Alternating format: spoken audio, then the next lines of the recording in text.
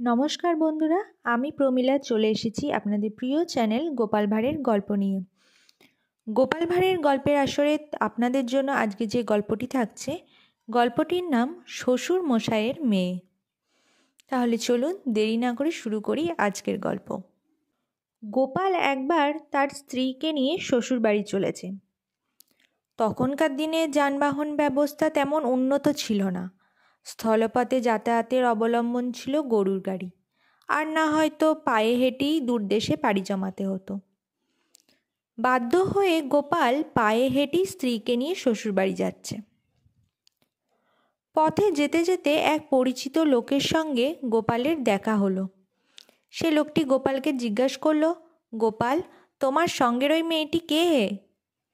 গোপাল তখন উত্তর দিল, আমার সহধর্মিণী। গোপাল এগিয়ে চলেছে। আর কিছু দূর যাওয়ার পর আর এক পরিচিত লোকের সঙ্গে গোপালের দেখা হয়। সে লোকটিও গোপালকে জিজ্ঞাসা করলো, তোমার সঙ্গের ওই মেয়েটি কে হে?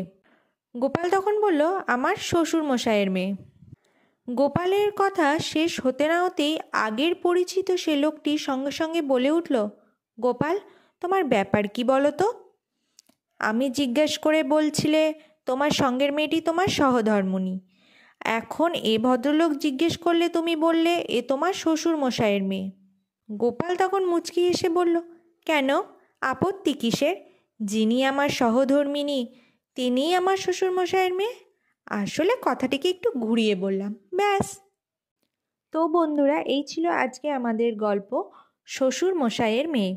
গল্পটি যদি ভালো লেগে থাকে অবশ্যই একটি লাইক করো আর প্রচুর প্রচুর শেয়ার করো, আর একটা ছোট্ট কমেন্ট করে দিও। আর এখনও যারা চ্যানেলে নতুন আছো, চ্যানেলটিকে সাবস্ক্রাইব করনি, তারা প্লিজ তাড়াতাড়ি সাবস্ক্রাইব করে নাও এবং পাশে থাকা বেল আইকনটি প্রেস করে দাও, যাতে পরবর্তী গল্পের নোটিফিকেশান তোমাদের কাছে তাড়াতাড়ি পৌঁছে যায়। ফিরে আসবো খুব তাড়াতাড়ি নতুন একটি গল্পের সাথে। ধন্যবাদ।